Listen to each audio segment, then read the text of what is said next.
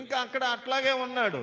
ఆయన ఎప్పుడు బాధపడుతూ ఉండేవాడు. నాకేం తక్కువ, నేను బాగా పాడుతాను, బాగా ప్రార్థన చేస్తాను, దైవజనులకు సహకారులుగా ఉంటాను, వాక్యం బాగా బోధిస్తాను, అయినా ఎందుకు ప్రజలు నన్ను గుర్తించట్లేదు, నా పాట ఎందుకు గుర్తించట్లేదు అని బాధపడుతూ ఒంటరిగా ఆయన ఇబ్బంది పడుతుంటాడు. నేను అనేవాడిని, ఏమన్నా తెలుసా, ఓ సమయం ఉంది నీ కొరకు, ఓ సమయాన్ని దేవుడు ఏర్పరిచాడు, నిన్ను మరుగున పెట్టాడు ఆయన. హల్లెలూయా.